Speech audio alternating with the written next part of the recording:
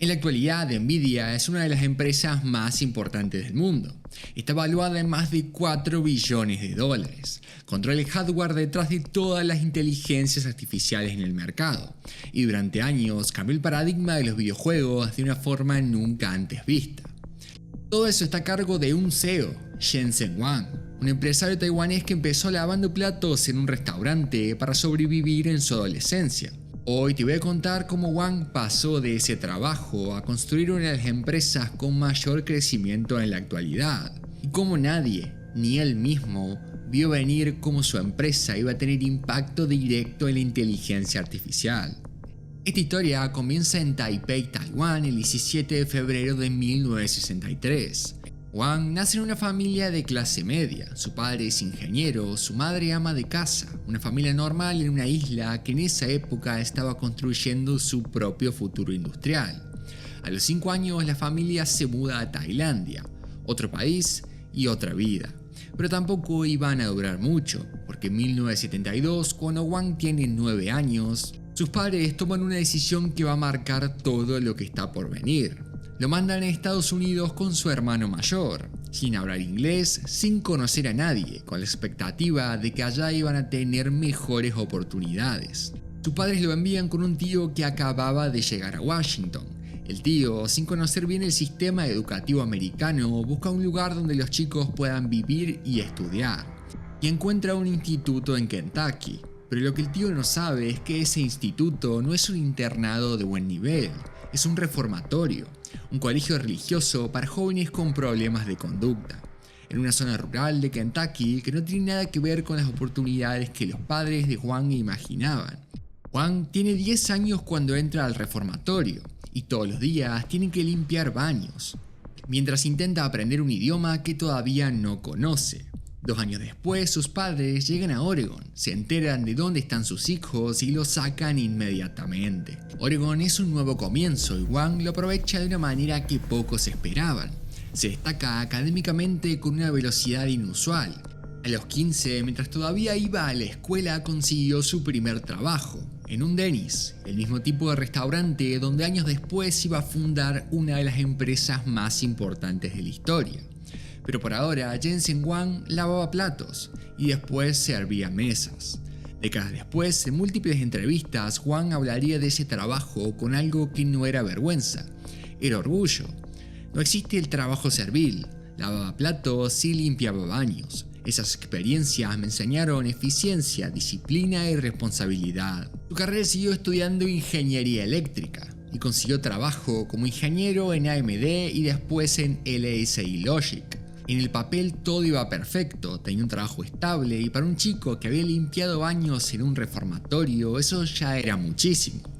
Pero Jensen no nació para trabajar para otros y en 1992, junto a 2 ingenieros igual de obsesionados, tomó la decisión más arriesgada de su vida: dejar todo y apostar sus ahorros a construir un chip que el mercado todavía no sabía que necesitaba. Jensen se reúne con Chris Malachowski, que venía de Sun Microsystems, y Curtis Prime, diseñador de chips gráficos en IBM. Se sientan en un Denny's en San José, California. En una servilleta dibujan el plan de una empresa. La idea era simple: las computadoras personales estaban creciendo, los videojuegos también. Pero los procesadores centrales no eran lo suficientemente potentes para manejar gráficos complejos. Si podían construir un chip dedicado exclusivamente a procesar gráficos, los videojuegos iban a poder verse de una manera que nadie había visto antes. El problema era que nadie les había pedido eso, y no eran los únicos que lo habían pensado. En 1993, cuando fundaron Nvidia oficialmente, había más de 70 empresas compitiendo en el mercado de chips gráficos. 70, con más capital y más tiempo en el mercado. Nvidia era una más, con un capital de $40.000 de sus propios ahorros. Los primeros años fueron duros. El primer chip que desarrollaron no cumplió los estándares de la industria. Los inversores dudaban y las ventas no llegaban. En 1995, Sega les encargó el desarrollo de un chip para su nueva consola. Nvidia trabajó durante meses en el proyecto y cuando lo entregaron, Sega lo rechazó. El chip no funcionaba como esperaban y el contrato se cayó. En En ese momento, donde Nvidia casi desaparece, Wang tomó una decisión que definió el carácter de la empresa. En lugar de cerrar, apostó todo lo que quedaba al siguiente chip. Trabajaron sin parar, con el tiempo y el dinero casi agotado. En 1997 lanzaron la Riva 128, el primer chip que realmente funcionaba, que era competitivo, y vendieron 1 millón de unidades en 4 meses. Pero lo que vino 2 años después dio el golpe sobre la mesa. En 1999 Nvidia lanzó la GeForce 256 y con ella anunció algo que no existía hasta ese momento, la GPU, la unidad de procesamiento gráfico. La diferencia entre un chip gráfico común y una GPU era fundamental. Un chip gráfico ayudaba al procesador central a manejar los gráficos. Una GPU lo procesaba de manera completamente autónoma. Era una computadora dentro de la computadora, especializada en una sola cosa: procesar imágenes con una velocidad y una calidad que el procesador central nunca podría igualar. Los videojuegos nunca volvieron a ser los mismos. Nvidia se convirtió en el estándar de la industria y en 1999 salió a bolsa. Wang y sus socios lo habían logrado, habían resuelto el problema del gaming, pero sin saberlo estaban a punto de ser la base de algo mucho más importante. Después de 7 años en bolsa, Nvidia lanzó CUDA. CUDA era una arquitectura de software que permitía usar la GPU para hacer cálculos que no tenían nada que ver con los gráficos. Hasta ese momento, la GPU era una herramienta de gaming. Con CUDA, cualquier programador podía usar ese poder de procesamiento para cualquier cosa. Simulaciones científicas, modelos matemáticos, cálculos que antes tardaban días en procesadores convencionales. La idea era ampliar el mercado de Nvidia, un buen movimiento estratégico, pero nadie calculó lo que iba a pasar en 2012.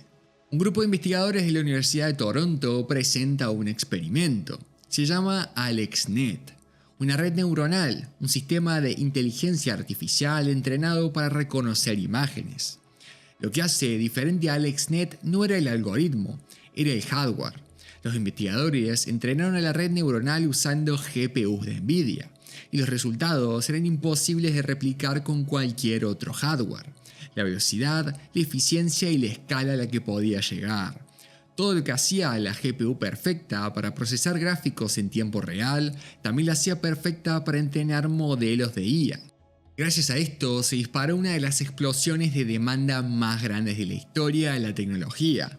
Google empezó a comprar chips de Nvidia para entrenar sus propios modelos de búsqueda, Amazon para sus servicios de nube, Microsoft para sus sistemas de inteligencia artificial, Tesla para entrenar los sistemas de conducción autónoma. Todos necesitaban GPUs, y Nvidia era prácticamente el único que las fabricaba a esa escala. En 2023, cuando OpenAI lanzó ChatGPT y el mundo entero descubrió la IA generativa, la demanda de chips de Nvidia se volvió a disparar a niveles que la empresa ni siquiera podía satisfacer. Las listas de espera para conseguir GPU duraban meses, el precio de las acciones se multiplicó, y en un momento de 2024 Nvidia superó brevemente a Microsoft y Apple para convertirse en la empresa más valiosa del mundo. Pero mientras todo eso pasaba, había una historia paralela muy paradójica. Cuando Nvidia salió a bolsa en 1999, Jensen Huang tenía el 13% de la empresa. Si hubiera conservado ese porcentaje hasta hoy, tendría más de 500.000 millones de dólares. Sería la persona más rica del mundo, por mucho. Pero Huang fue diluyendo su participación con el tiempo, repartiendo acciones a los empleados como parte de compensación, vendiendo algunas cuando salió a bolsa para comprarle un auto a sus padres, y tomando decisiones que en su momento parecían razonables, pero que matemáticamente costaron decenas de miles de millones. Hoy, Jensen tiene solo el 3% de Nvidia. Hoy Nvidia vale más de 4 billones de dólares, y todo empezó porque unos gamers necesitaban mejores gráficos. Jensen Huang no fundó Nvidia para controlar la IA, la fundó para que los videojuegos se vieran mejor.